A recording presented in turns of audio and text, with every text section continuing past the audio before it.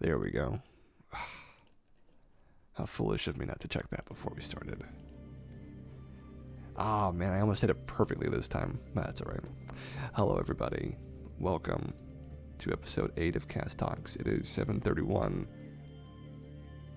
and it is December the 19th, just 6 days before Christmas. 8 episodes in. That's crazy. We're doing something special for episode 10. Just letting you know now. And welcome, MCAT and Ella. Glad to have you both.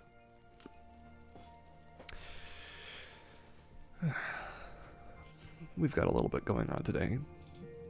Got a little bit of story reading. Got a little bit of good news. Something cheesy.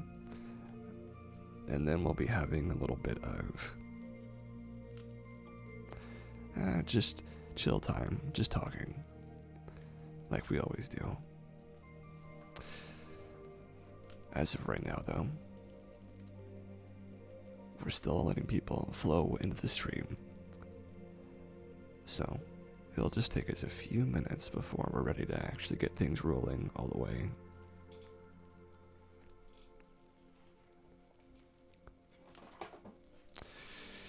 Glad to have both of you here with me, though. I hope you're having a lovely day.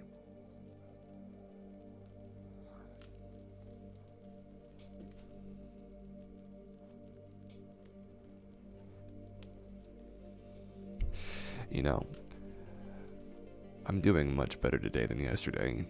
Yesterday was a pretty difficult one for me because of how I was feeling with my hands.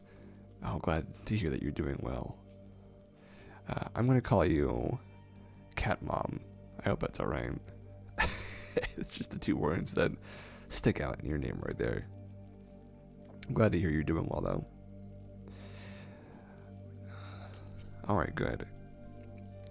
Yeah, I was having a tough one yesterday because, you know, I do suffer from some typing-related issues, and I had to fight through them for a while before I finally gave myself a rest today, and I've only typed like maybe 4 times, maybe 5 times with both hands, and now I'm just trying to make sure I take it easy. Tomorrow, though, I'm not doing anything with my hands. I'm just going to sit at my computer and watch a Let's Play of Might and Magic, and that'll be nice.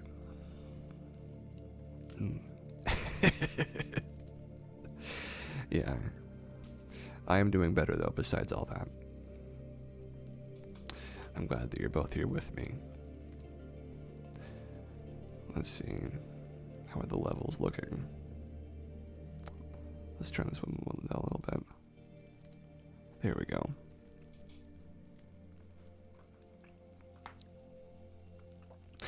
Oh, I'm very sorry to hear that, Cat Mom. I have never dealt with rheumatoids or having arthritis or anything quite like that. But my father deals with arthritis in both hands, and some days you can't. Yeah, it's what it sounds like to me from him as well. It's something that I have a difficult time even fathoming the difficulty of. But I've only really dealt with like a little bit of hand problems in my life regarding being able to type and not being able to. But that's really where it is. But I was a gamer for too long, you know, just for too long. For almost 16 years, I gamed, not constantly, but almost constantly. And, you know, it just caught up with me. And, you know, I've suffered a penalty to my ability to type consistently. So I have to take breaks. I'm probably going to consider doing it on the weekends. Yeah, quite a lot. But, you know, it was a coping mechanism of a much less civilized time in my life. So I find myself dealing with the fallout of that. But it could be much worse. Repeated movement, yeah, that's the real problem child right there, is how much the repetition was being sort of ingrained into the damage.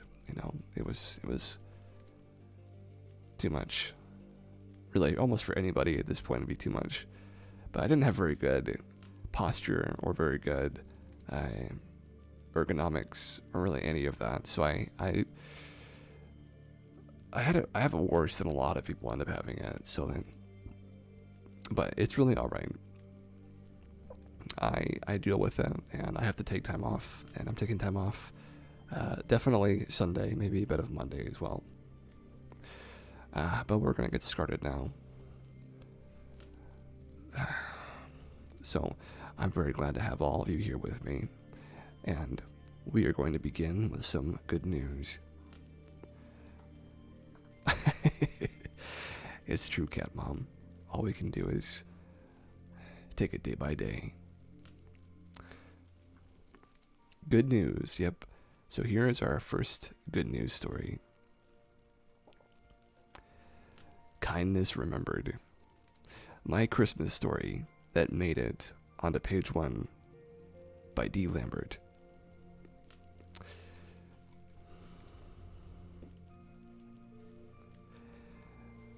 Don Lambert worked a small newspaper in Kansas nearly 50 years ago when an example of Christmas Eve kindness made its way onto the front page.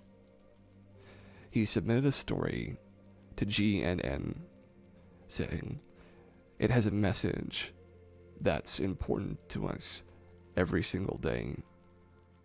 Kindness is all around us." Here is Don's recollection of the events from December 24th, 1973. Christmas Eve of 73. Oh, man. I was a cub reporter at the time, not yet seasoned enough to have learned that an act of kindness, whether large or small, is sometimes found in the most unlikely of places and at the most needed of times. On Christmas Eve, the boss had made this deal. If we all got our work done early, he would put the paper to bed a few hours early, giving us employees a few extra hours to be with our families.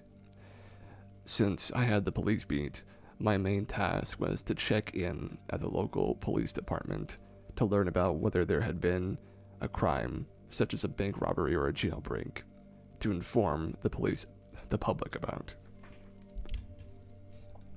"Nope, nothing here," the police chief said, anticipating my first question, adding with a chuckle, "It's too cold for the local criminals." As he did every morning, he handed me the police blotter, a handwritten list of the calls made to the police department. With my finger, I went down the list, mostly piddly, as usual. There was, however, one entry which caught my attention from the north side, the poor part of town. A husband called to report his family's clothes had been stolen. How terrible, I thought, especially on this day. The next day, an entry from the same man reporting that all their clothes had been found. I had a hunch there might be a story there. I asked the officer, "You know the scoop?" "Nope," he replied. "In that neighborhood, you never know." I hopped into my Volkswagen Beetle and made a beeline to the neighborhood in search of the crime scene. With a notepad in one hand and lead pencil in the other, I knocked on the front door. I said I was hoping to write a story about her incident. They're missing a line here. A woman answered. Let's see, where does it say? Yeah, they're missing a line here. A woman answered, and I told her, I said I was hoping to write a story about her incident. She was holding a baby in her arms, and two little boys were hiding behind her skirt. She explained that this had not been a good time for her family. Her husband had been ill and lost his job. Preparing for Christmas, she washed all their clothes, The dryer was on the fritz again, and the landlord hadn't gotten around to fixing it. She could have taken the wet clothes to the laundromat on the other side of town, but, she whispered, that costs money. Instead, she hung them on the clothesline behind the house. When she checked a short time later, thank you, Kai. When she checked a short time later, she discovered that all the clothes were gone, stolen. That was when she called the police for the first time. A couple of hours later, there was a knock at her door. By the time she got there, no one was there. Instead, there was a large cardboard box at the front door. Inside were all the clothes, dried, pressed, and folded. And there was a note. Wish we could do more. Merry Christmas. Arriving back at the newspaper office, I hollered out for the first and only time in my career. Hold the presses! Stupid.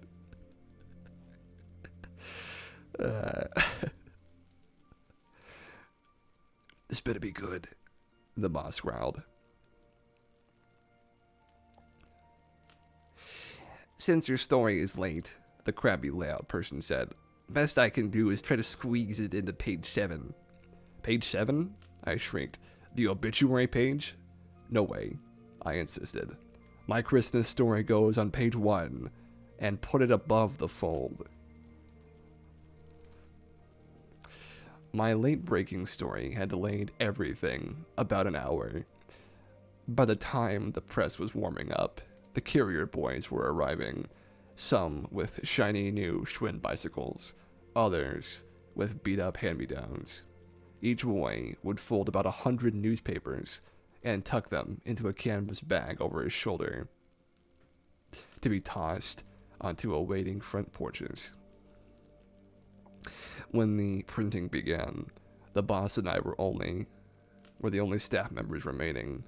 He pulled the first one off the press. There it was, my Christmas story on page 1, above the fold.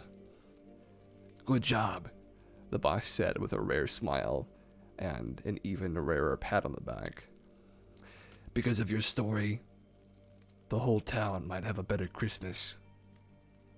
And so will I.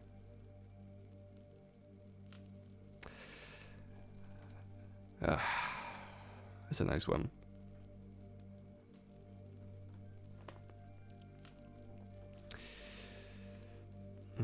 Well, I hope you folks enjoyed listening to that.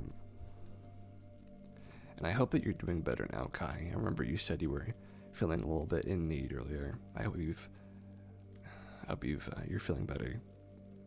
I'm glad you liked it. Good News Network has a lot of darling stories like that.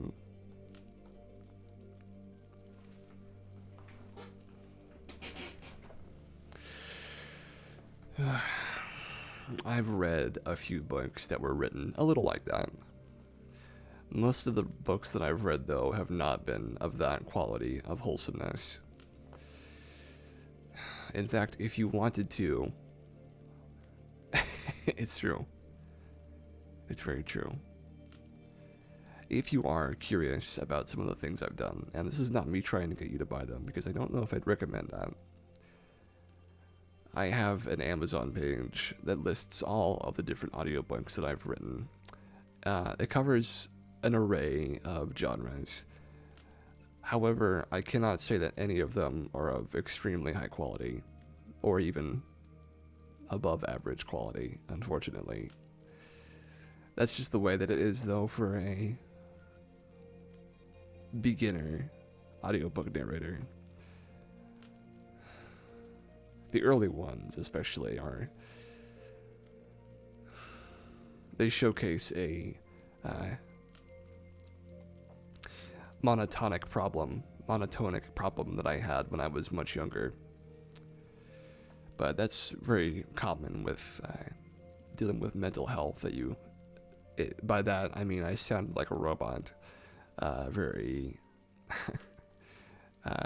monk, very little personality, just the way I was speaking, and it showed.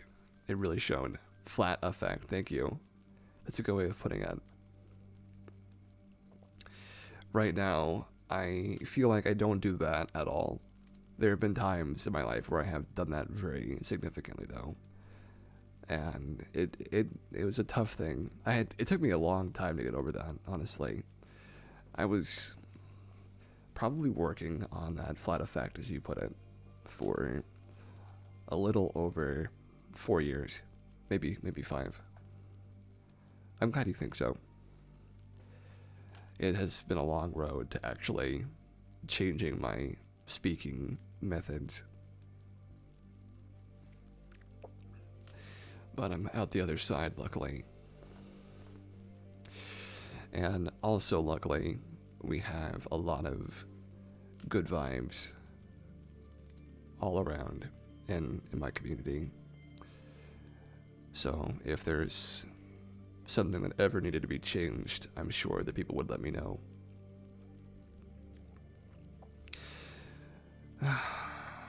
Found a rhythm, exactly. It is a little bit tough sometimes, though, because, people, they like hearing me talk, and, okay, let me mute myself. I like speaking, but the main problem that I run into is, here we go, that I actually can only do this for about 2 hours, which is why the stream is only really 2 hours long. Because it is a hard thing to talk like this. And it sounds good. I'm not being, too humble or anything. I know I sound good, and I'm grateful for that. It's wonderful, and it's maybe one of the greatest things that I've ever stumbled upon in my life. No, seriously, I understand. There's no need to be humble about it. People like it, and I like it too. I talk to myself just to make myself calm, because it literally has such a calming effect on me and on a lot of other people. But 2 hours to talk this way is a long time, as you say.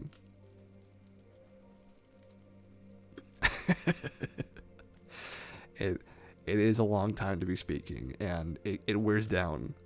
It wears down after a while, so I have to have like tea with me and cough drops if I really need them. I'm glad to hear that. I do feel better whenever someone mentions it, though, honestly, Ella. It makes me feel better. So thank you.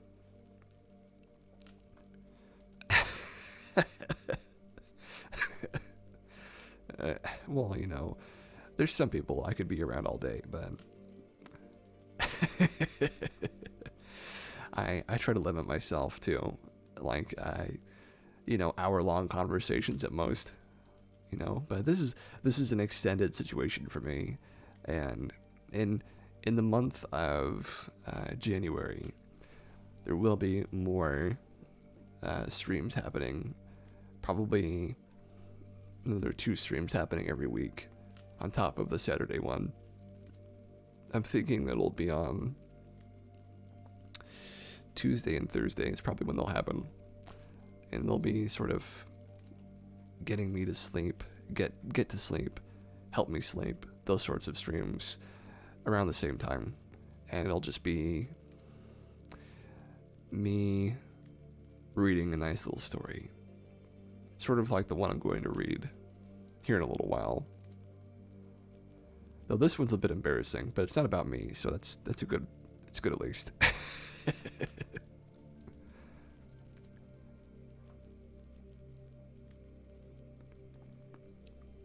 Yeah, it's a little long though, just a little bit. So we'll see if we end up actually doing it or not. It's longer, like looking at it now, I see how long it is, knowing how much I have to actually speak about it. We'll see if we do it. But yeah. Speaking of which, I'm taking a sip of tea. So it's still warm. It's good.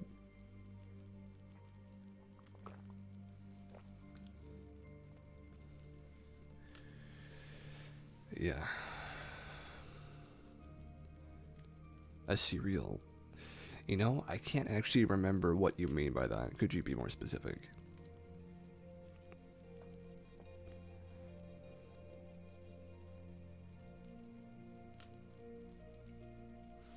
And if you can right now, that's okay. You don't have to type it out just for me, but if you can, it would help me.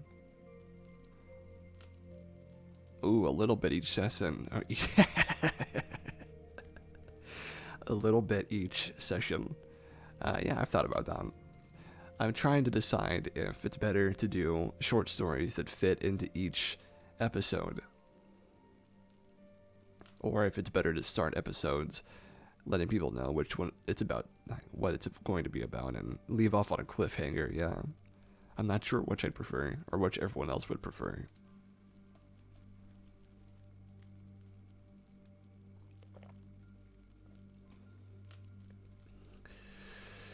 But certainly it's not a bad idea. It's its own form as well of content, this kind of streaming.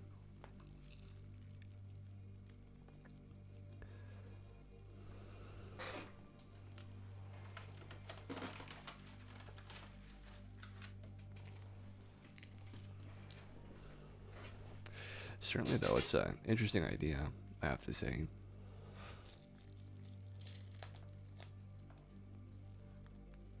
Exactly. We have all of 2021 to figure it out. And I'd be grateful if you stop by every now and again to come and say hi, Cat Mom. That'd be great.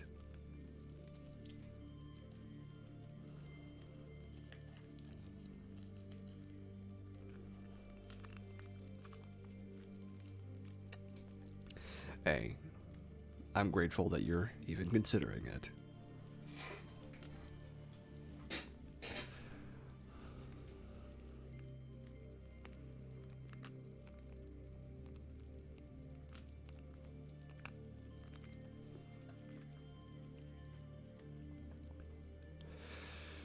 All right.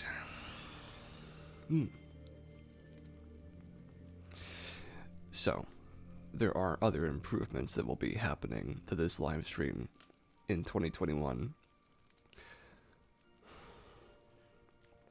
The re-uploads that are happening on the Cassius Mishima YouTube page are probably going to be renamed, because right now we're still trying to figure out if things like ASMR live stream or chill stream, things like that, work better, or just having the Cast Talks episode 8 works better. I'm not really sure which works better, but I'm trying different things every time. On top of adding different things in the background and Second Life as well. As things get more impressive, hopefully we'll see more people showing an interest in following us around and being here for the streams. But for the moment, it's safe to say that you can relax and chill out for a little while. Set design, yeah, thank you.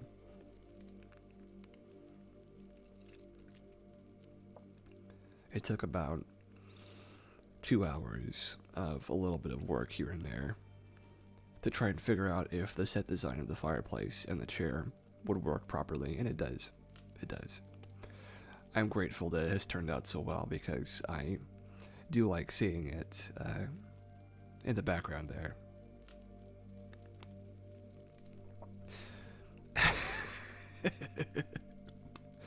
Thank you, Ella. I'm glad you like it, Cat Mom.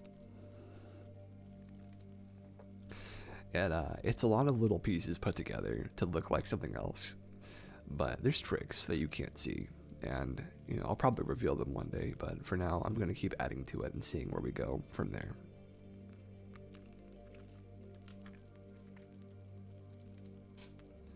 Alright, we're going to get into our story. Our story is from Tasty Bush Soap Shoes: The Devastating Effect of 90s Fad Footwear on My 6th Grade Year. This is from our short stories.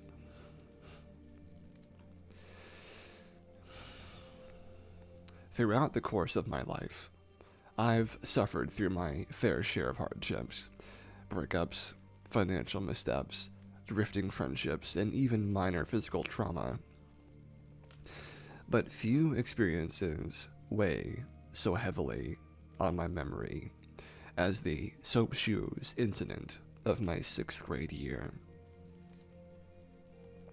I had an older cousin who lived in the neighboring state. One summer, she came up to visit and brought her boyfriend Ryan along. I thought he was the coolest dude in the universe. He was a skateboarder, BMXer, and, as I would soon discover, a soaper. In the late 90s, a company called Soap started making shoes with plastic grind plates on the bottom of the sole so you could slide or grind down rails. Some may consider it an early form of parkour. Maybe it was. I would analogize. It was the vape pen of the 90s apparel. When Ryan rail slid into our quiet rural county, none of us had ever heard of soap shoes. My little brother and I had a little grind rail set up in front of our garage, upon which we'd pathetically attempt to board with our Walmart skateboards. Ryan grabbed my board and deftly slid across the rail. "Whoa," my brother and I said in chorus. Then he set down the board, took a few running steps, and slid across the rail in nothing but his shoes. "Whoa." He showed us the soap shoes, noting the plastic grind plate on the bottom with special attention, and told us how huge they were going to be. Think pigs huge.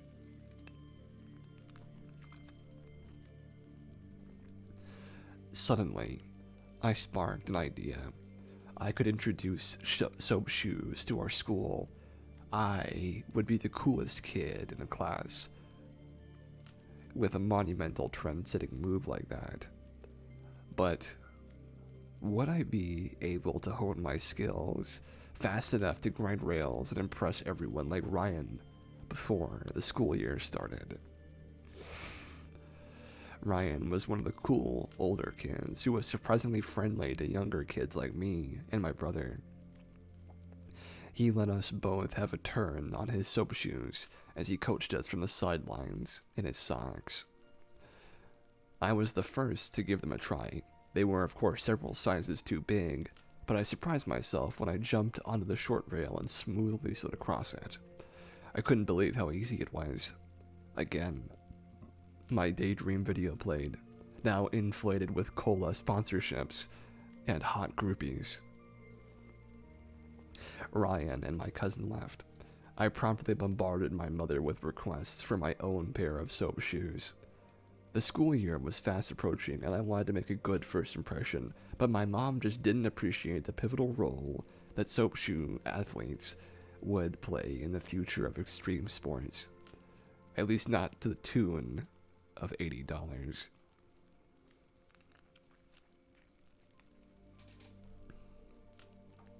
As the clock counted down, I increased my begging and waved the CCS catalog in Mom's face like a banner of war at every conceivable opportunity. But she would not budge. Instead, when she took us back to school shopping a couple of weeks away from D-Day, we came home with practical, reasonable, affordable new clothes.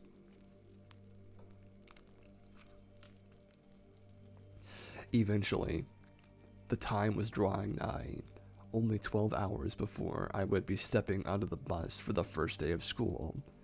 I looked down at my shoes, new and fashionable as they were, a pair of Vans skate shoes. They were no soaps, and if I was going to become the coolest kid in 6th grade, I needed those soap shoes.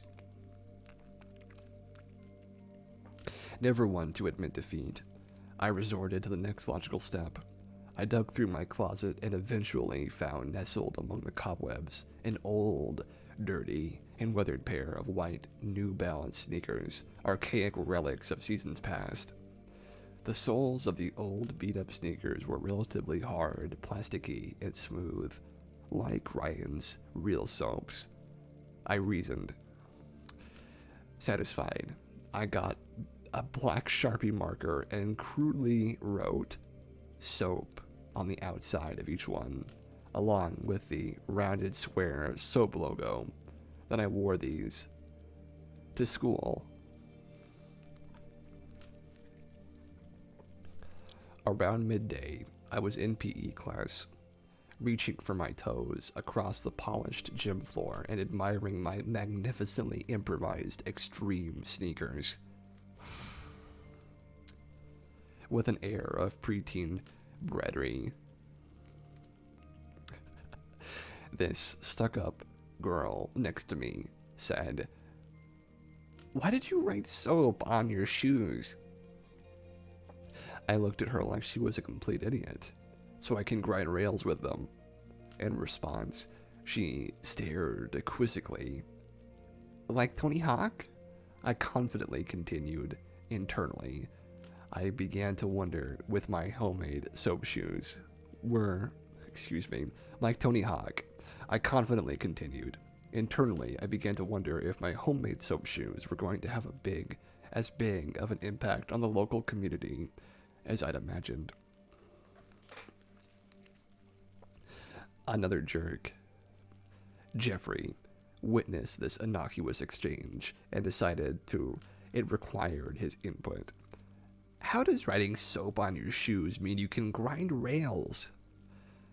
It was a reasonable question, so I dignified it with a response. Besides, this was my chance, and I knew it. Real thing or not, it was time to set this trend, baby. I explained to them why soap shoes were so amazing and cool. I can't believe they haven't heard of them yet, and how Tony Hawk would soon become nothing more than a no-name loser with a rolling 2x4. I glossed over the fact that my repurposed thrift store-esque New Balances were not, in fact, soap shoes, but I think we can agree the Sharpie marker logo was somewhat telling. During the PE class that followed, our stretches, Jeffrey gained more followers, and they all proceeded to heckle me. At this point, I'll admit, I was starting to question the decision-making process which had led me to wearing old shoes with soap written on them. But in a classic case of overcompensation, I replied to their skepticism with hubris. I touted my hidden status as an extreme sports prodigy, telling them I grinded rails all the time, did 360 spins and backflips. You name it, no big deal. At the end of class, the PE teacher blew her whistle and told everyone to hit the locker rooms and head to our next classes, then went up to her office.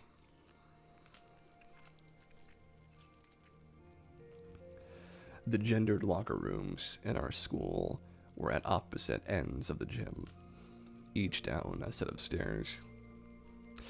One leading to a dank dungeon of mildew and sweat and hazing, and the other leading to, well, who could say for certain? Fortunately, at this point, the girls all started heading toward their side. We started walking towards ours, and I hoped the battery of accusational questioning was finally coming to an end. Little did I know, it was about to become a trial by fire. "If you're so good at grinding rails," the son of a dingus, Jeffrey said, "why don't you grind the rail down to the locker rooms?" More faces nodded in agreement. Gulp.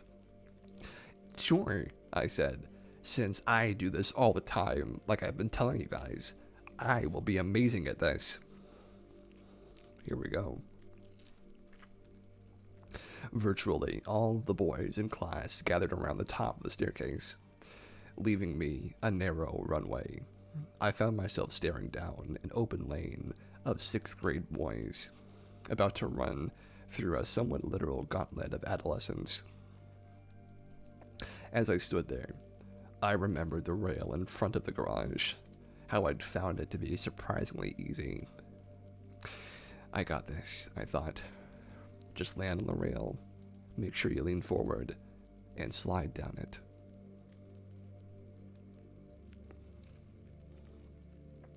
I ran to the staircase. I jumped, floated about 6 feet,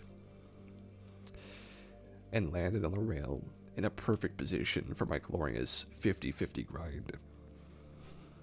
However, lacking the essential plastic grind plate on my soles, my shoes stuck to the rail and stopped my feet like a stick into the front spokes of a bicycle tire. My upper body lurched forward until I supermaned into the concrete at the bottom of the stairs, landing first with my elbows and knees, and then with my face and lungs. My glasses left my face and skidded across the floor. The air left my chest with the most horrifically embarrassing sound you can imagine. My soul left my body. The laughter of insidious middle schoolers filled my ears. I tried to stand, but my shattered knees and ankles gave my legs the strength and gracefulness of a newborn giraffe. I half stumbled, half crawled my way into the locker room, trying to escape the laughter and shame. That's okay, I thought to myself amidst the aches and tears. In a few months, a year tops, you'll forget this ever even happened. That ending is terrible. But I am deeply sympathetic to this story. In fact, I think one day I'll probably do a top 10. I know that poor kid. It does make me laugh though, as hideous as that might be. Middle school is the worst, it's very true.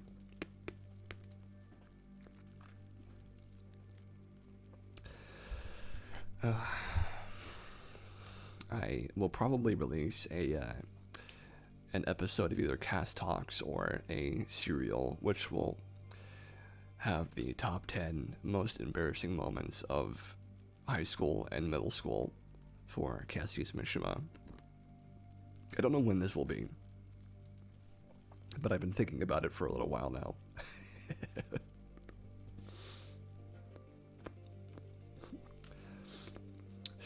Hey, Pimalam. How's it going?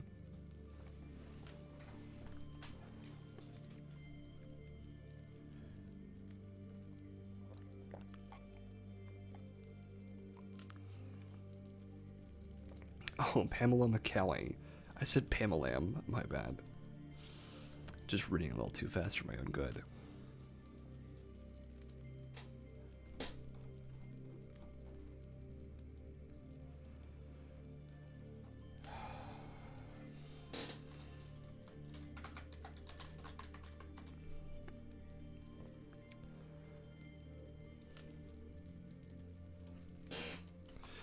I hope that you're having a lovely day and that you'll be here to enjoy things with us for a little while. I'm glad to hear it. Glad to hear it. Pamalam.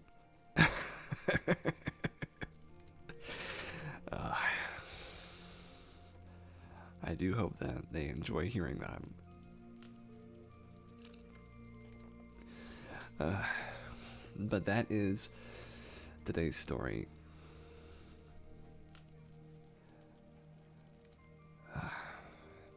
And I hope that you guys enjoyed it. Though, like I said, the ending is very true to reality, especially for my circumstances, but I hope that you have never had circumstances quite like that before. You're welcome.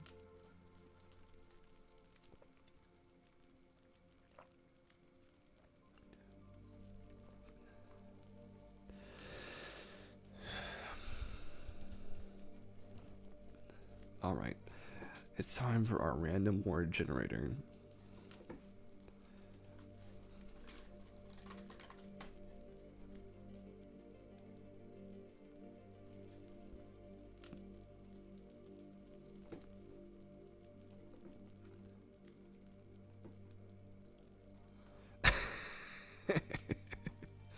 to be fair.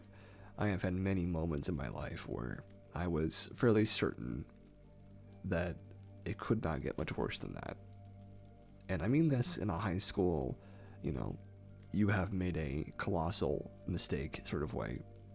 Of course, everyone has gone through moments like this, but it always feels so raw and especially severe when it is your moment. And it is a fact of life that we all have to go through these trials by fire, as they put it, in which we will be tested and we will either succumb to the test. It does feel that way, it's true. Or we will come out the other side a hero. And I've only become a hero from these situations a seldom number of times, very few. And now I can't quite even remember them if I think on it, but give me some time and I will.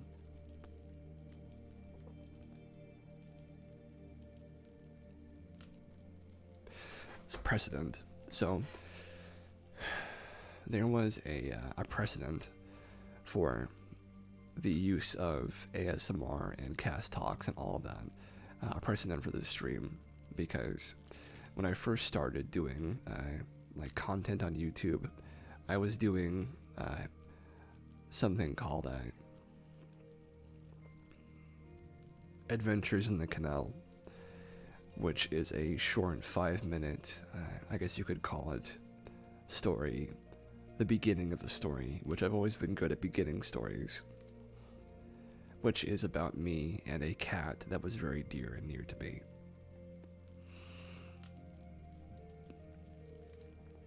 And it is a very special video to me in that it is the first time I really put effort into creating something that was meant to relax and spellbind and transport people away from what they were experiencing into something new, something sort of different and wonderful and crazy. And that was something I was really interested in for a long time. And even to this day, I'm interested in it, honestly. I do really like the idea of just having this, not command, I guess you would say, but this ability to hold things and to give someone a piece of that thing that you hold like candy, and that they can enjoy it and relax and feel like they're away from their problems and the things that are sad or hard in their lives. And I agree. It's strange that I went from my first job to audiobooks to this, because I didn't even know what ASMR was when I was, over 2 years ago. I didn't even know what that was. And at the beginning of the year, I was sort of just playing around with it. And now I'm actually starting to put some real effort into it.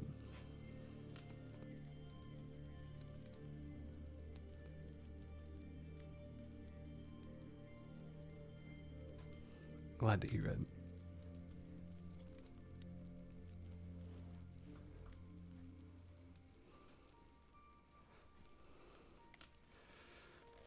Generally, though, it's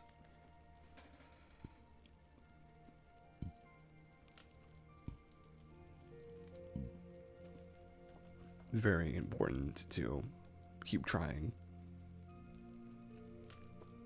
And certainly, this is another little adventure of mine that I get to share with you lovely people every Saturday. And we haven't missed this Saturday yet. And I don't think I will let a Saturday go by without having a stream. I don't know if... I mean, sure, we'll miss a Saturday eventually. I don't know by what means that will happen, but I'm sure something will happen eventually. Or maybe it won't. It'd be great if we could go for whoever knows how long, not missing a Saturday, and having over 100 episodes would be spectacular. But we're on episode 8, and we have to look to episode 10 to begin with.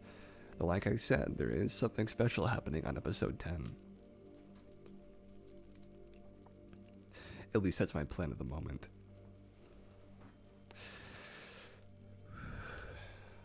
Alright, time for our next word. Baby steps. Bob? What did I say about Bob? I don't remember saying anything about Bob. Okay, dance. I have a good thing for this. Oh, the movie.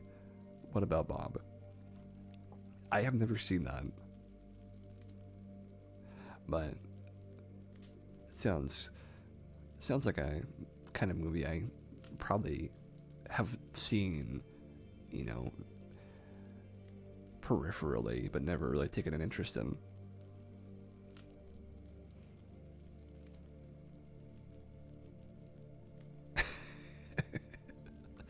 I thought I had said something about a Bob character and you were pointing it out to me. Oh man. I do know of a very funny Bob though I don't think that we've ever met. Oh, I'm glad you like that. I don't know, Bob is a very funny name to me. Not sure why exactly.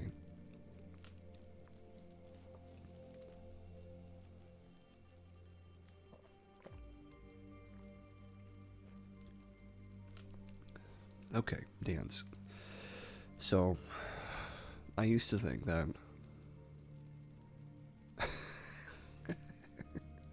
it's true.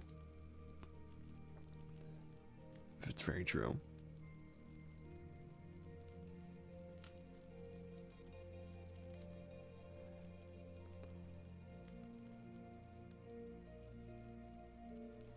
I'll still call you Pamela McNally if you'd like me to, though, Pamela.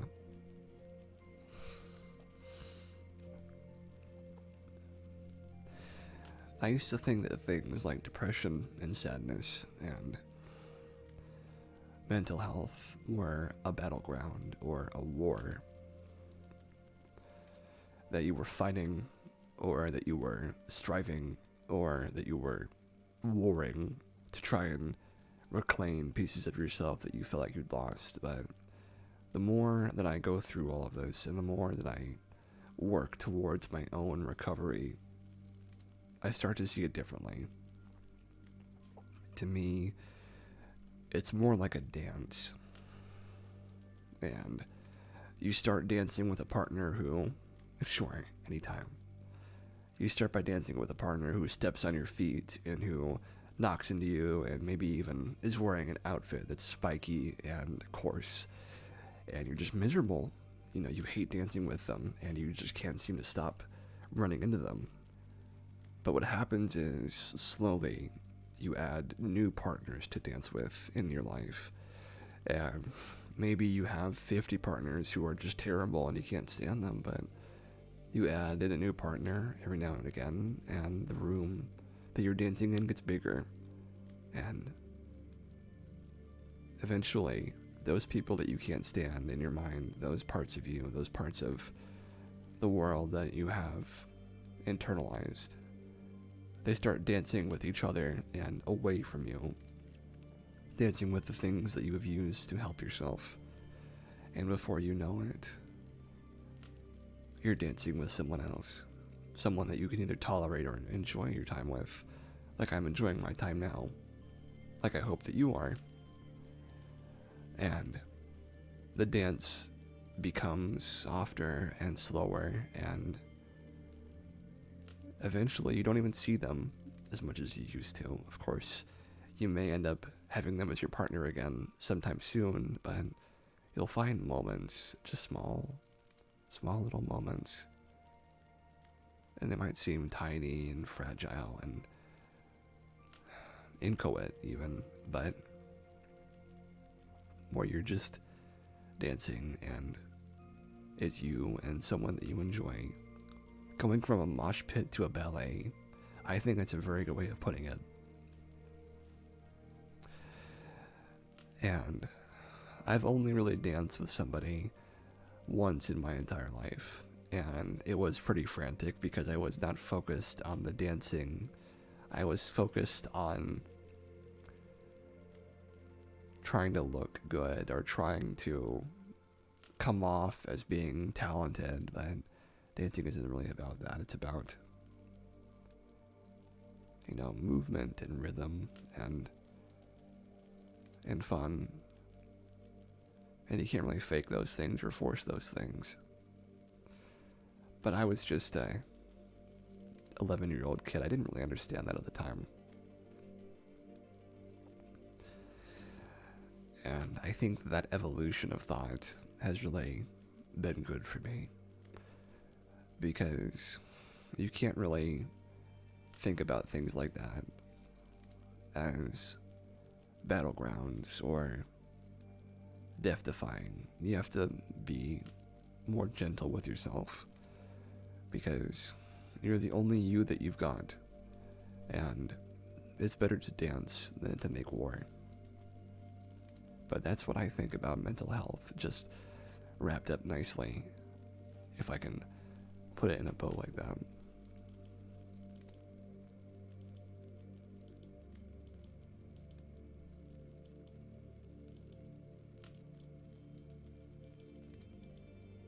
Patience. We've already gotten this word before, but I like it anyway. Oh, thank you. I'm glad you think so, Kat.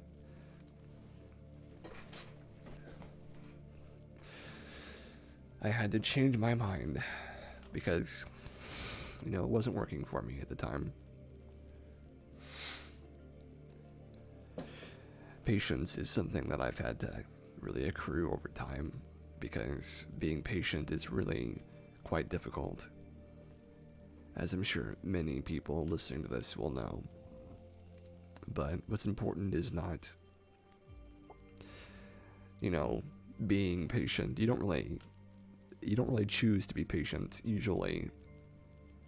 Usually you don't feel patient and you are just waiting. That's what happens to me. Is I don't feel like I'm being patient. I feel like I'm just waiting, and then I take a second, and then another second, and then another second, and a minute goes by, and then I take another minute, and I just sort of slowly accept every moment that comes along. And it is tough because I'm not very patient. At least I don't feel very patient most of the time, but patience is something that you don't really become patient. You just take time. And the more time you take, the better you feel, because the more time you have for yourself and to let things just happen for a little while. That's what I've noticed, at least. And that's something that has been difficult for me, especially because I'm not, like I said, an extremely patient person. But maybe patience is something that you can't really describe so easily. But that's at least what I think about it at the moment.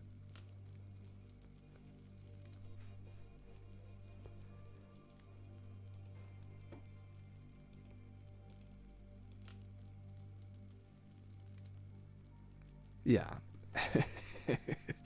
I agree with you, cat lady. Or cat. What did I call you? Cat lady? Cat mom, excuse me. I'm thinking about a video game I heard about a while ago. It's very true, though. Cat moms are cat ladies. You know what I mean. They're cat ladies. Well, I'm glad to hear that. Cats are lovely. Even the worst of them are lovely.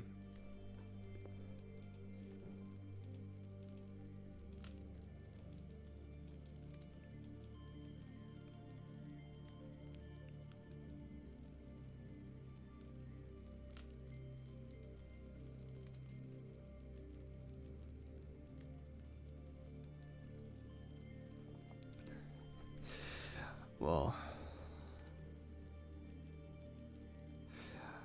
I hope that you're able to succeed in the future, Pamela. I know it can be really tough sometimes dealing with mental health and feeling alone and without people around you to help, but the purpose of this particular stream is to sort of provide a soft and warm kind of companionship for just a little while, just a little bit, because I can be here for 2 hours on a Saturday. I am not a replacement for anyone who is professional or who knows you, but I care about you, even if you're just someone in my chat. I want you to have a nice day, a nice week, if you can help it, a nice month. At least a nice time here while you're spending some time with us. That would be good enough for me.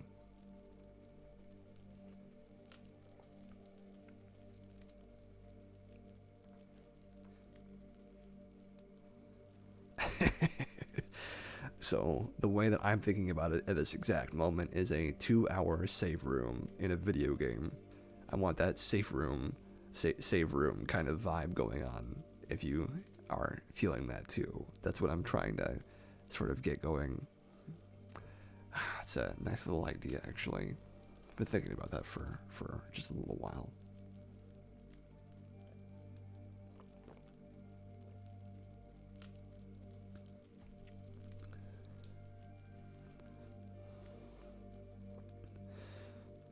I'm so glad to hear that, Pamela. A safe room with a warm, fuzzy blanket.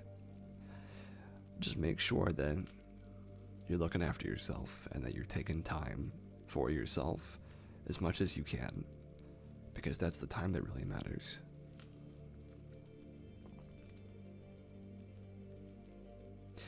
But I'm glad you're here regardless, and I'm glad that you're all right. We have just passed the hour mark. What that means is you should take a little break to stand up and go stretch, and to make sure that you are doing all right, and that you're having a nice little, what would they call that? Body communication, I guess you could call it.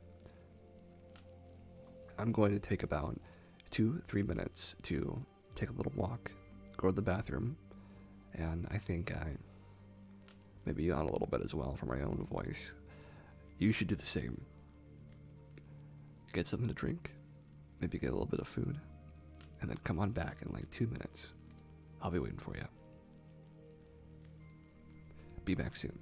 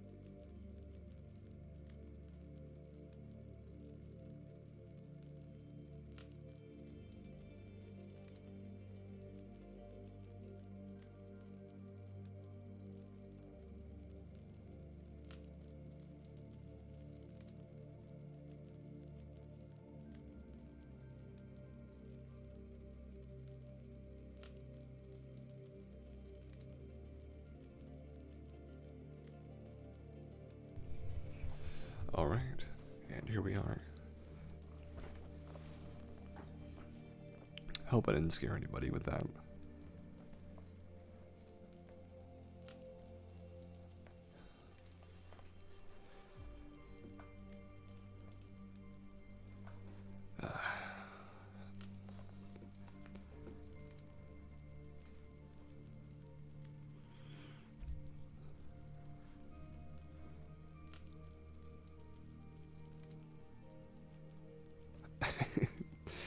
Yeah, I definitely know how that can feel, Pamela.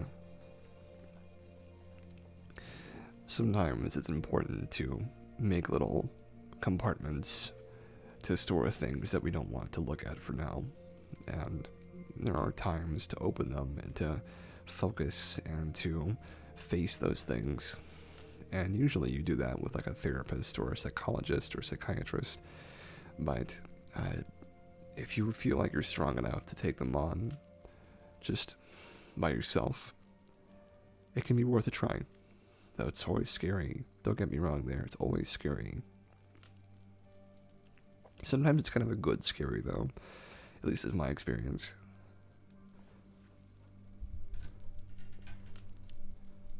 But as long as you have an open mind and an open heart, you can make it through. At least that's my experience of it.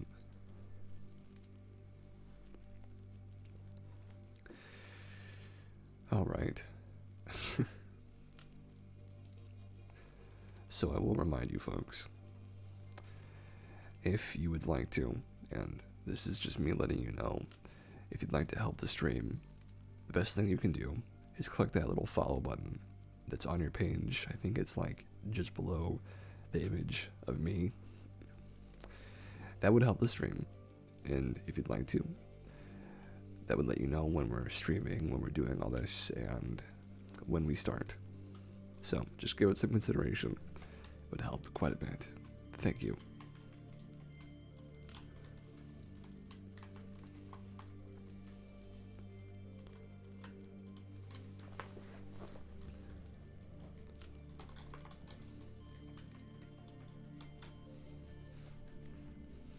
We're still sort of going through the process of learning about what we're actually doing in our little show here in Cast Talks, but it's certainly something that I'm interested in understanding more about.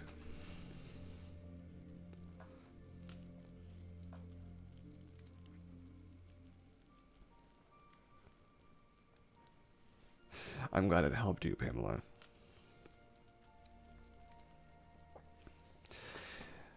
Therapy is a very formative, changing, and sometimes an intense thing.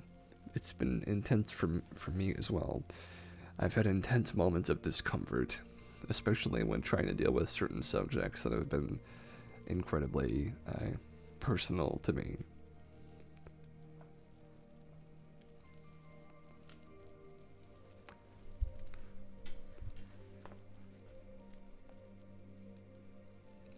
But I think it's worth it in the end.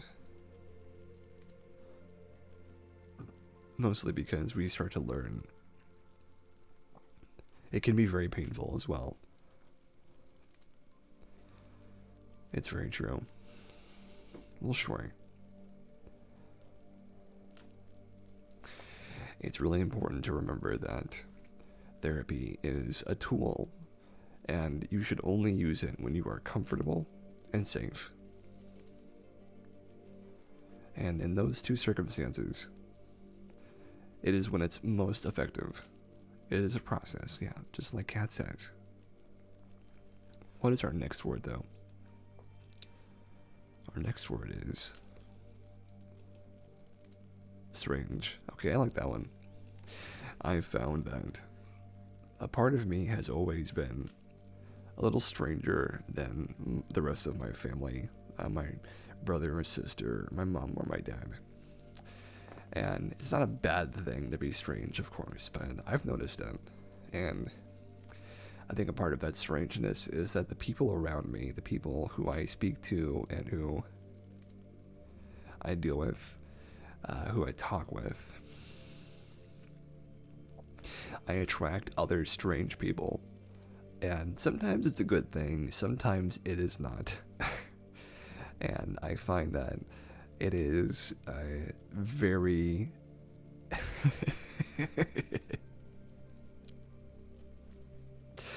It is very hit and miss because there are many people I've run into who I have questioned how safe I was in their company.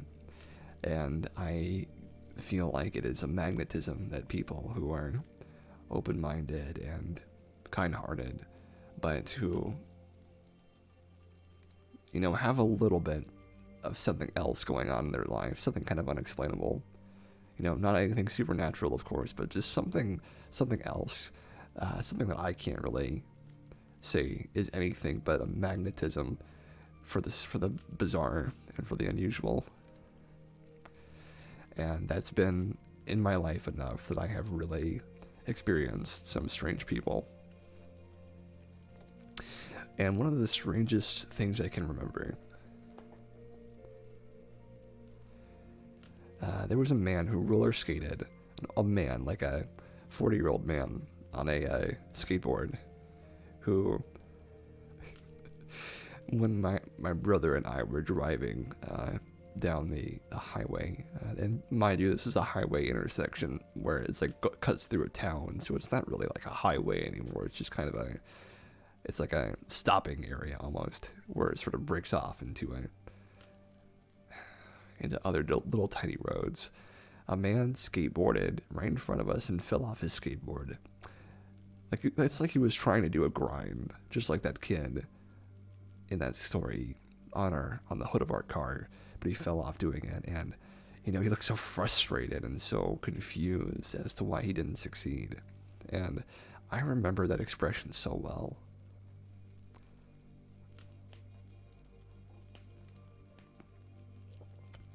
I remember that expression so well. Yeah, Pamela, if you are not okay with the kind of things that you find out when you use that part of yourself, when you explore that part of yourself, definitely stay away from it if you're not okay with it, because it's not always for the faint of heart. And being open to yourself, even the parts of yourself that can cause these kinds of dangers and fears, it can be damaging, and you can have experiences that are not healthy for you. So just make sure that if you are trying to explore the parts of yourself that are kind of wild, or maybe even have edges or feel jaded, those parts of you, they exist inside of you, but they don't make up who you are. You don't have to look at them or act on them or really even engage with them if you don't want to. Though sometimes people will try to engage with you from those areas, and you're going to have to deal with them because they're just going to show up sometimes. Like, that's my experience, is they just show up and you have to deal with them. Our shadow selves. Sure, that's a good way of putting it.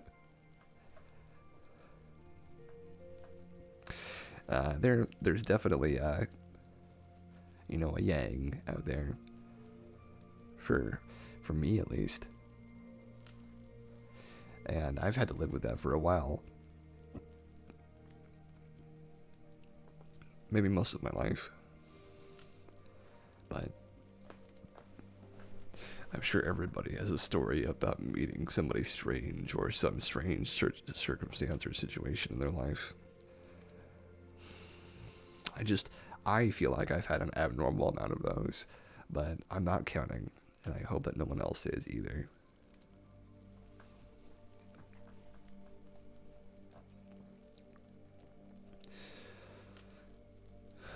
But yeah. What is our next word?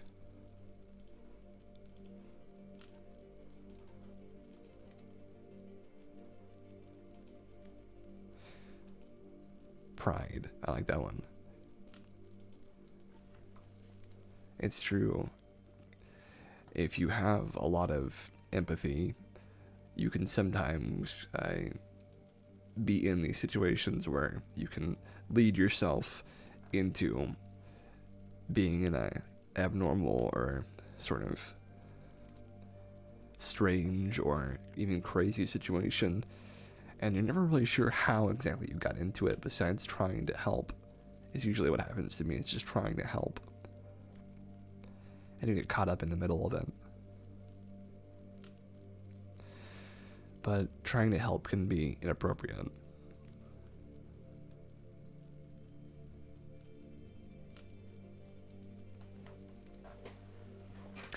Because I've been in situations where I do not want to be helped. And it's okay to not want help sometimes. Or ever if you don't want it. You know? If you don't need help, if you don't think you need help, then you don't ever have to accept it. But it's a good idea to accept it every now and again, at least.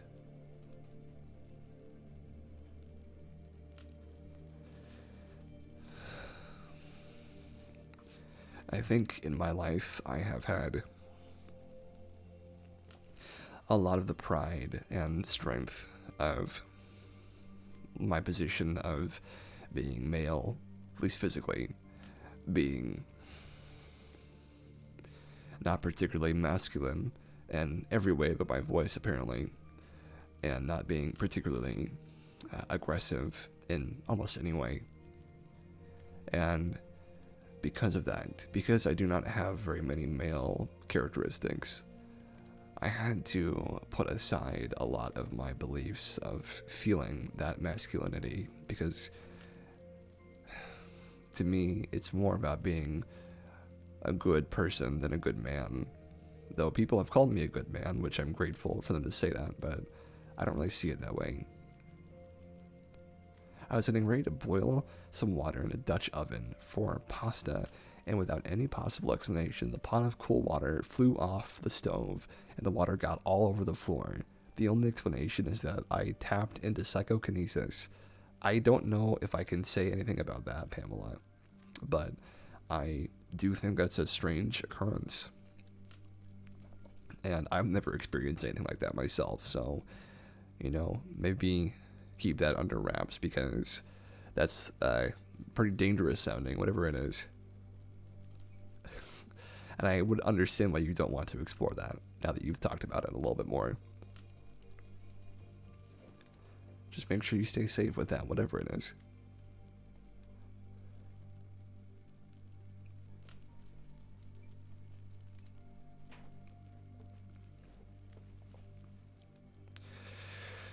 I think, though, that I do prefer the identification of being a person as opposed to being a man, though I do appreciate that I physically am male. A lot of pride was caught up in the idea of having to be the thing you were born as, which many people face in gender issues of their own. Telekinesis is kind of a strange thing, and I don't really know much about it in the real world, and I'm not even certain if I believe in it, so I don't know how much I can comment on that, Pamela. But like I said, just make sure you're being safe with it, whatever it is.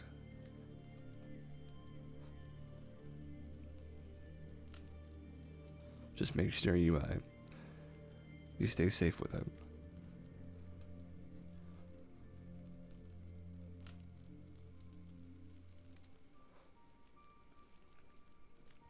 I think that a lot of people, they have really strong connections to their gender, and I really understand how that can be, because you're born as physically being one thing or the other usually, and not having that kind of distinction in my life of feeling very masculine or feeling very specifically like a man, I really do feel like I had to place a lot of strength towards being good and wholesome as just a person first, and worry about my gender second. And that really made me feel kind of like I had to stop worrying about that pride, stop thinking about, do I seem masculine or do I seem feminine? Because those things, they shouldn't really matter unless you're looking at someone as some kind of connection to you in either like a romantic way or as like a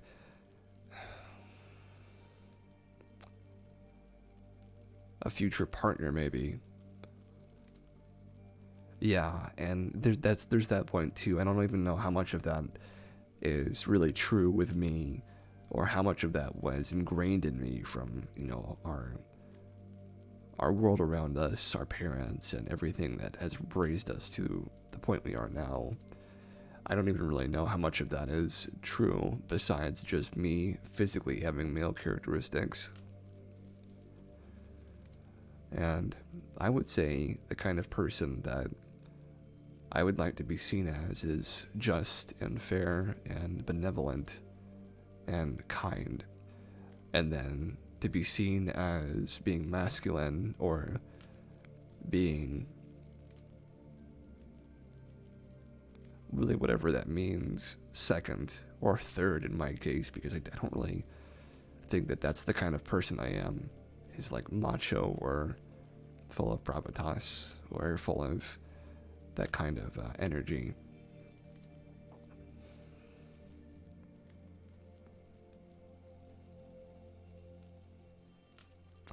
I think it's much better this way, at least for me, because my pride has always gotten me into trouble.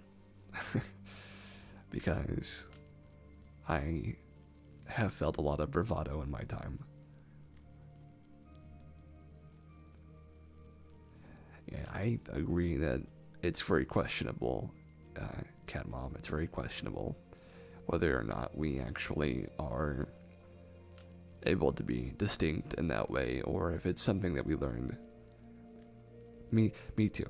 Being a person first is certainly a more calming and a more realistic way of looking at things, as opposed to being seen as male and then white and then a person after that.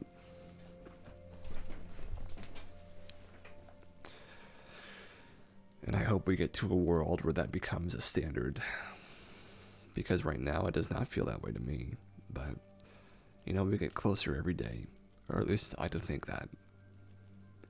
And we have our little corner of the internet to try and make that be the change that we want to see in the world around us.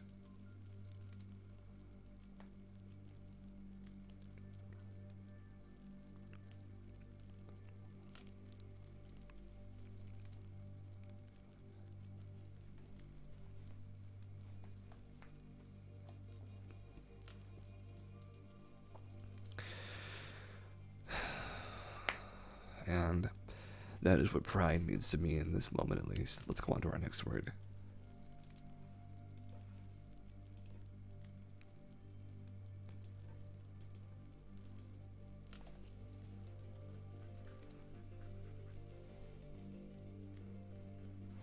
Secular. That was a little too edgy.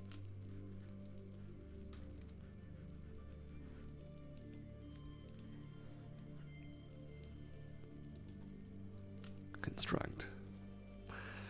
Something I would try to construct with this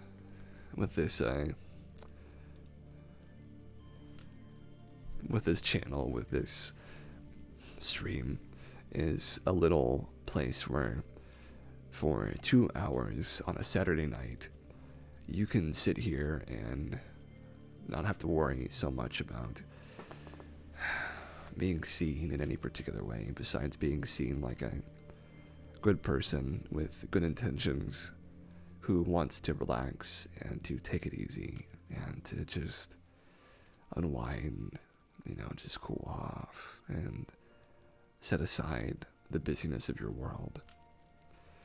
Because that's something that I find incredibly difficult to do, and something that I work hard at every day, is to try and just not be burdened by existing in this society and not having, a strong physique or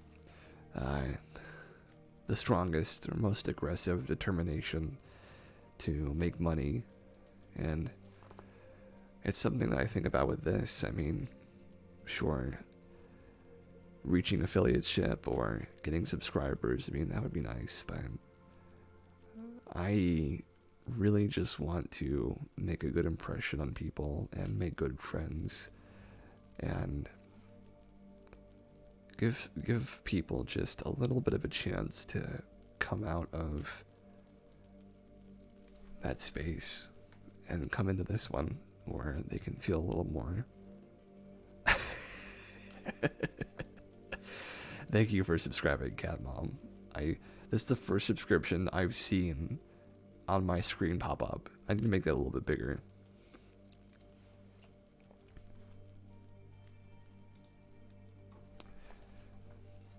I don't let myself get that upset, as I know I've got ESP, such as I know my life partner is calling, and I pick up the phone without it ringing, and it's her. I also have a sixth sense for sensing trouble without seeing it. It's called precognition, so I know which way to go to avoid it, and it could be 3 hours in advance of where the trouble is. Like I said, Pamela, I don't really know anything about that. I know that I have a lot of kinesthesia, where I make phantom sensations in my body for reasons that I don't understand. At least I think it's called that. I might be wrong, but a lot of really, it's not actually there for me. I don't know if it's actually there for you. I hope that you don't have to deal with things like that, because that sounds really stressful to me, but I hope that whatever you feel and whatever you're dealing with, that you are able to use it for good, and that it's a good thing in your life. Otherwise, I don't really know if I can comment, because this stream is not really about that. And I think that as far as anything supernatural and paranormal goes, we can't really discuss that a lot here, because we're not really here to talk about those sorts of things. I think you might be better off talking with a different group about that, just to be honest with you. But I hope that you don't get offended at me saying that.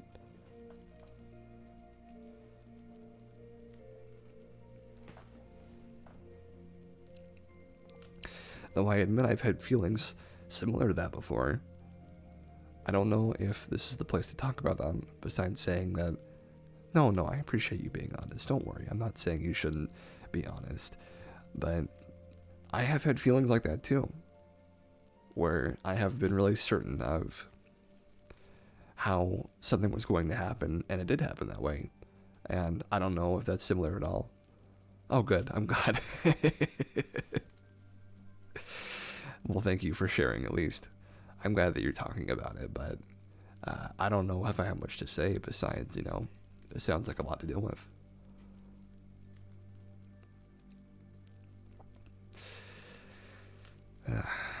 And there is a considerable amount that I would like to understand about the world, but that kind of just scares me, is having to worry about something else besides just what you can already see in here.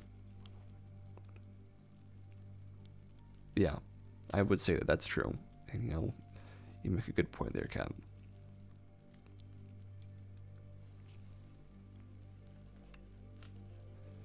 And I would like to learn about a lot of different things, but I don't know if that's something that I think can be taught or can be shared in that way. And I'm more than happy to hear how someone feels about a subject, but that subject is, I'm afraid, a bit inappropriate for this stream. Just a little bit inappropriate for this stream. But like I said, I'm grateful that you shared.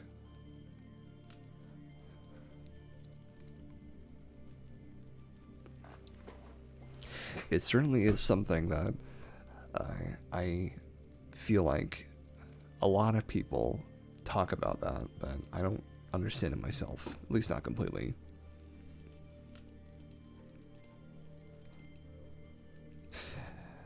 Audience.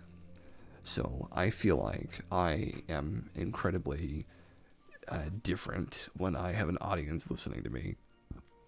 So like when I'm just talking to myself, I oftentimes imagine there's an audience listening to me say something, And I don't imagine it's like a crowd of people or a stadium or whatever. I imagine it's just like one or maybe two people listening. And like I have company over.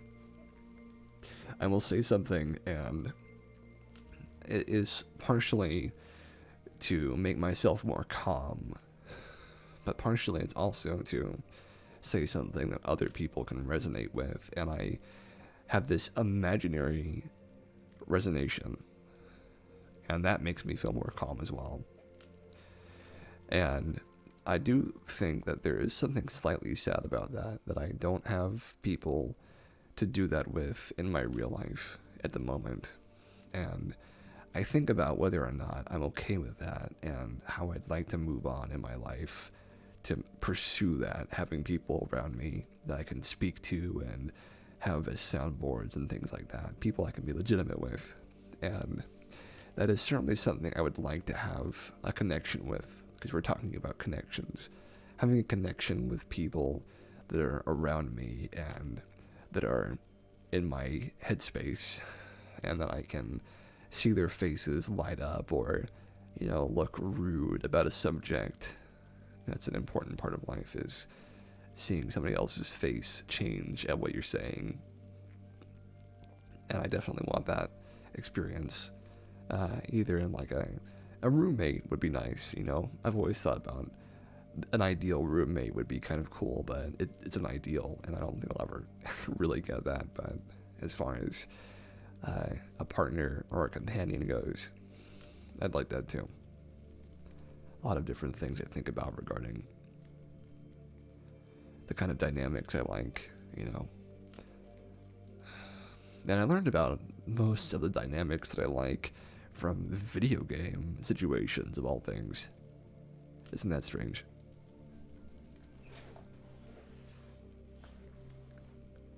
The lack of expressions, yeah. And I mean, I can say anything in any way, and you can get a pretty good idea about what my face is doing or what my expression is when I'm speaking, but you never really know. You can't really see my face, and, I have old cast the avatar there just so you have something to look at and have something to sort of connect to some degree, and then it helps, I think, to have him sort of sitting there and wiggling around and doing stuff. But really, I'm just here to have this connection with you folks, to connect with you and to be a friend or just a voice or an ear, just for a little while. And it's something that I've tried to create for some time, but this is certainly the 8th time I've tried it in this medium. Yeah, the level of removal is quite severe when it goes from face to voice, but even more so from voice to text. Though face to voice is a lot easier than voice to text.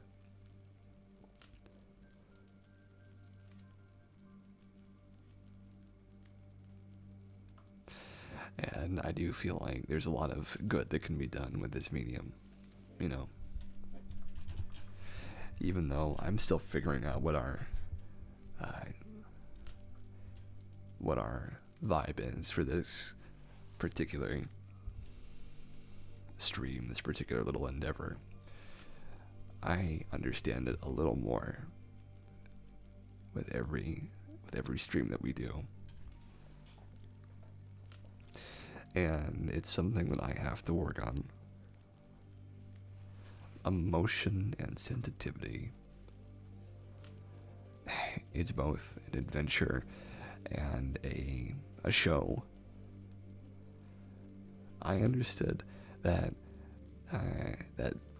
what you're trying to get across, though, Pamela, is that it's its own venue, right? Because if someone is talking to you, whispering in your ear, sort of like what I might be doing if you've got your headphones on, then it can be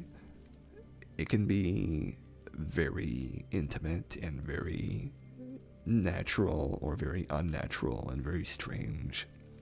I hope it's the first two and not the latter two, but what I think it is important to remember is that when somebody is just speaking, like this, asking, how are you doing? Or are you feeling well? It kind of touches a certain spot, at least in my heart, to think about someone taking some time just to ask me that. And I want people to have that same feeling. I'm glad to hear that, Pamela.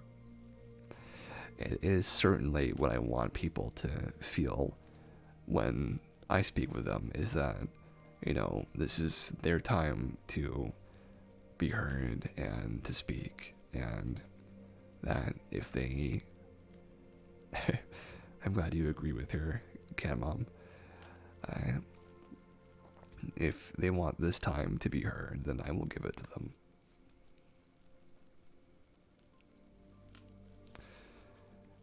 Because I'm just here to facilitate all these things coming together. But I can't really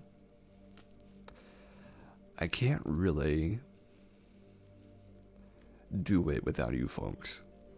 I say this maybe every stream, but you people who are here listening and hanging out, and in the future, whoever listens to this, you're the reason I'm doing this. Because I want to reach and help and make this connection with as many people as I can. Because this is a special thing. There's not really any other live stream quite like this. And that's really special to me, too. Because I have a lot of feelings in my mind and in my heart as well about... Alright, Pamela, we'll be here. About people and about connections and the bonds we form. And I feel like, even though it's only been, who knows how long, maybe hour and a half, only hour and 40 minutes, we formed something. The people who have been here listening, you've heard my stories and my voice. You've heard about the things that have gone right for me and the things that have gone wrong. And we've talked back and forth.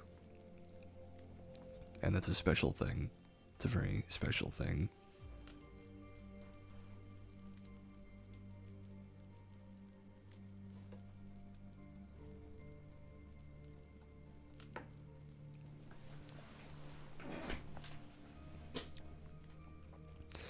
And if I do somehow, I'm glad you think so, Cat Mom. I'm glad to hear it. If I can make this into a career that can help me live a comfortable life, then, I'd be happy with that, sure, but I would rather do this and reach a ton of people, but only make enough money to survive and maybe do something else on the side, than be some kind of ridiculously known star. I don't want stardom or fame or anything like that, because I don't want to lose connection with the people who talk. Receiving and giving just enough. Yeah, that's a good way of putting it. I don't want crazy amounts of anything in my life. Just enough to let me know that I'm helping people, and enough to know that I can live. And that's a good way of putting it, actually. I like that. Enough to get a squeaky chair unsqueaked. Balance. Very true. Balance that is so lacking in so many other lives.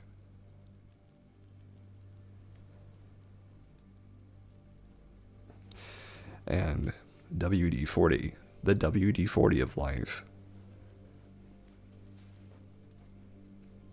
And you know, every stream, every cast talks has like a slightly different vibe.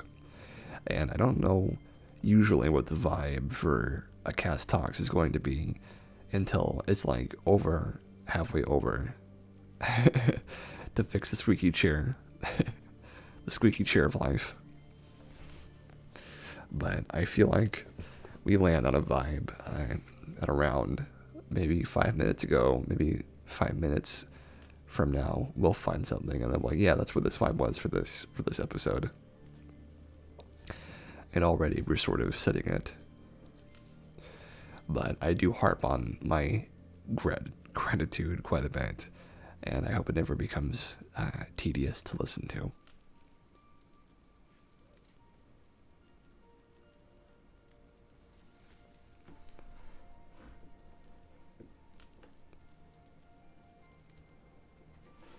Let's move on to our next word.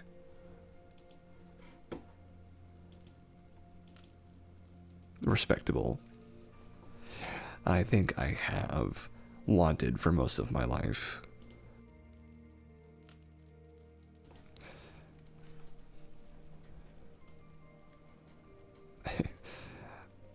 Putting the thoughts into picture words is poetry. I agree. A lot of the time, I find myself unable to manifest things in just the right way, but making something good enough is good enough. And I have to try to remember that, because it's very easy to forget that being good enough is worthy, and you don't need to do anything else besides that to make it work.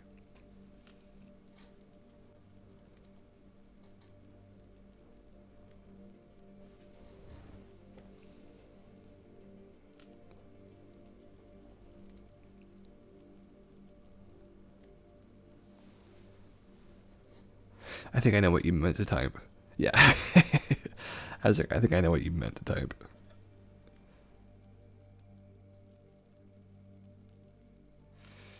Always editing and fixing my input noises, input levels.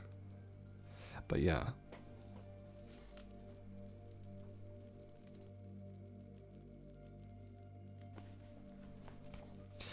Yeah.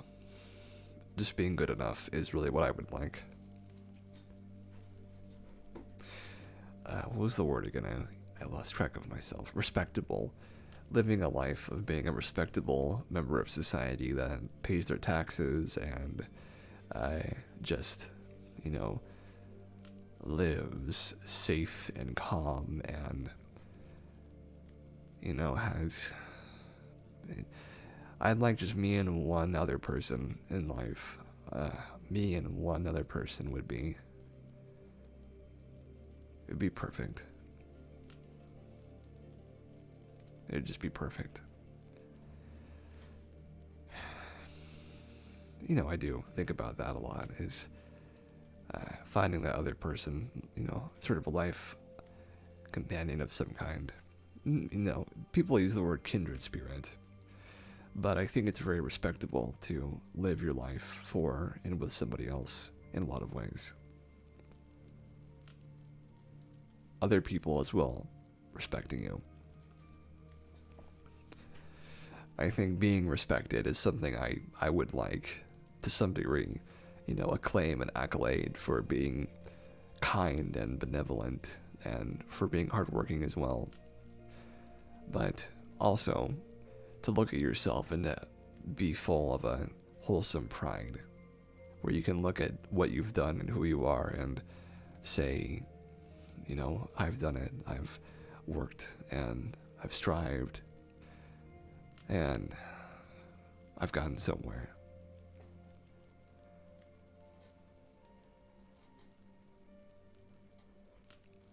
That's a good place to be.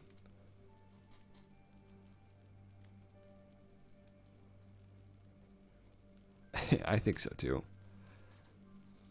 I don't know if I'm there yet, though, to be honest with you. It's something I think about, and I'm not certain of at the moment. I think about it, though. I think about my position and where things could go from here.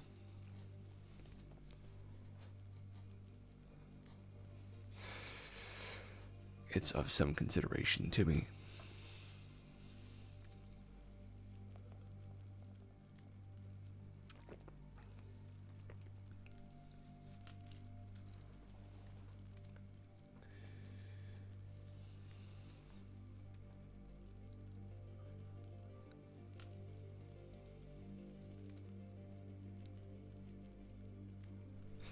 Yeah, I think that's a bit of a old-fashioned and outdated way of thinking about our rivals. I think that you just are where you are, and that you improve where that is, and eventually that's a really good place to be. Maybe that's what they mean by it, but what I've always thought is you just lift yourself up little by little. Right, and then you get to a place where you can be happy more of the time and for a greater level of the time as well.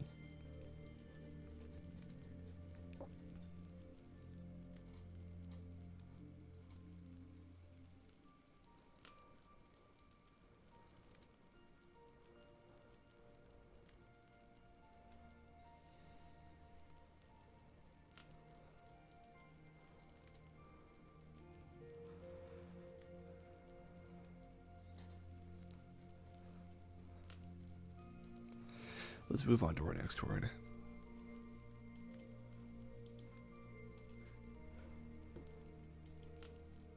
Pure. That's a good one. I have strived to find relationships and dynamics in life that have been pure to me. Whether they be pure in a helpful sense or in some kind of crazy, kind of strange sense. I have looked for most of my life for dynamics that inspire something in me, and sometimes it was joy, or sometimes it was competition, though rarely that one, to be honest with you. Sometimes it was lust, and those are the relationships I'm sort of still working on trying to make healthy, because that's something that has been very divisive in my life as to if it's been a good thing for me or not. And a lot of people challenge themselves to the kind of things they lust after, whether it be people or money or whatever. But there can be good and bad things to have a desire for, and I've worked pretty hard to try and figure out what my interests and desires really speak to and what they are really leading me to. And sometimes they lead me down definitely unfortunate and unhelpful places. But it's pretty natural to come across relationships that you find are not going to work and you just have to end them. That's been very common in my life, actually. I had one just recently with somebody that I think the way we met was just, it was almost a joke, the way I met them, and I wasn't sure if that was going to actually work as a relationship, and so I told them, hey, I don't think this is going to work, and they're like, okay, well, nice meeting you, and that's a good way to end it, is just to say, hey, it didn't work, but we met, and, we're here now. Just like, you can meet somebody really anywhere, and it could change your life, or you can meet someone, and then your life could be more cemented in the way that it is, and you sort of know, oh, this is where I am for sure, and you're like, no, I can't hang out with them really, besides peripherally maybe. It ended well. Yeah, there are many relationships in my life that have not ended well, and that one ended well, at least.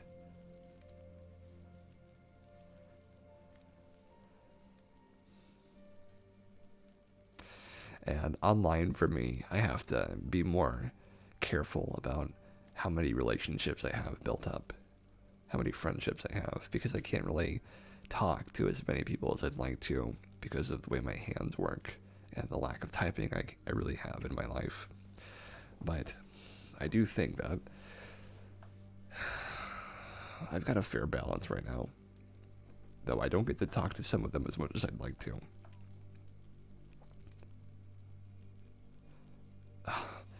I will take this moment to complain. I have a piece of, like, I guess you could call it like a lump right on the bridge of my nose where my glasses aren't landing, and it's just like this, it's almost like acne or something, but it's just so, it just sucks putting your glasses right up against it. Ugh, it's so bad. Anyway, that's it. I just wanted to complain for a second. It really is not good, but it'll go away. I just gotta deal with it for a little while and not mess with that. But that's it, though. That's it, though. Okay, but I gotta put them back on and bear with it.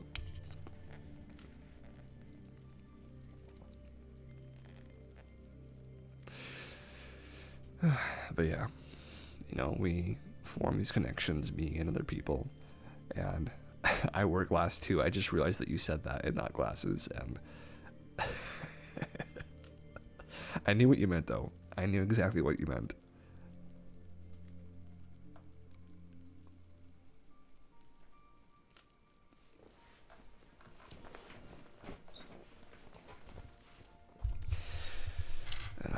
We're almost coming to the end of the stream, so if you have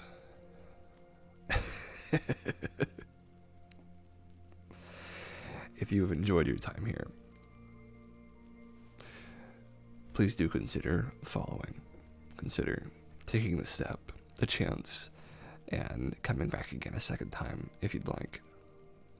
It helps us out quite a bit, and it lets us know that you're interested and that you'd like to show up again. So if you've got some spare time, maybe an hour on a weekend, it'd be great to have you back and to see you again. And I'm talking about you, Cat Mom. But for now, we've been having a good time. Oh, sure. We've been having a good time. Well, if you can manage it all, I'll be grateful for whatever you can give me.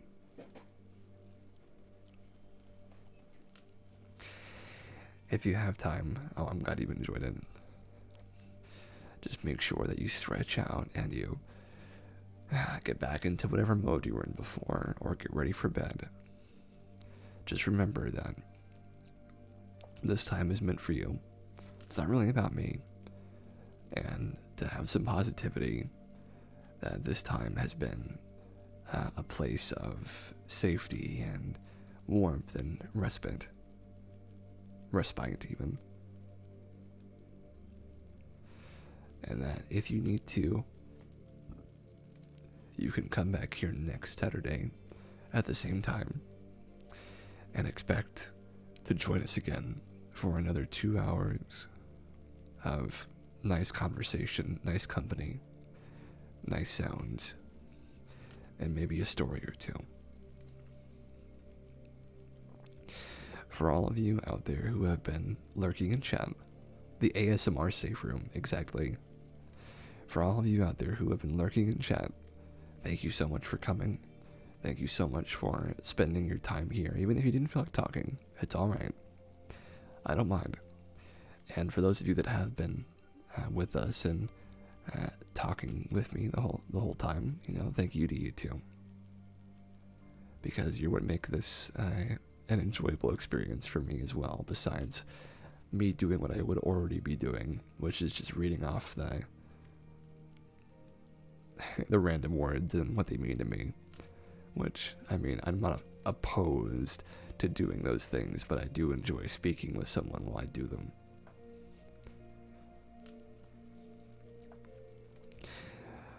And if you would like to, go ahead and look us up on YouTube for more content. There are 7 other episodes of Cast Talks that you can go look at right now if you'd like to spend some more time with me and your background noise, or if you'd just like to listen to some ASMR. We have some really great ASMR stuff going on the YouTube channel, and I recommend A Drop of Water if I have to recommend one of them. Welcome back, Pamela. We're just winding down.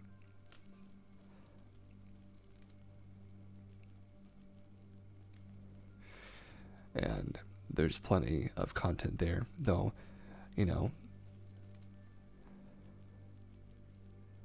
there will be more content and more stuff to look at as time goes on, of course, as we get more episodes of Cast Talks, and as I get back into the rhythm of things. You're very welcome, Pamela.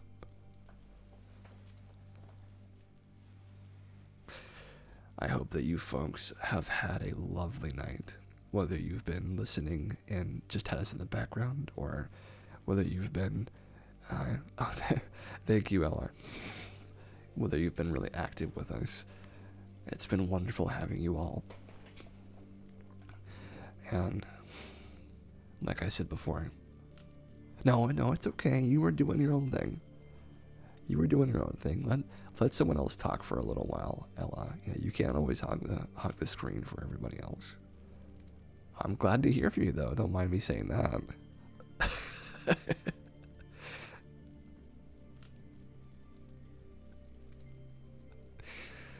Happy holidays to you, Pamela.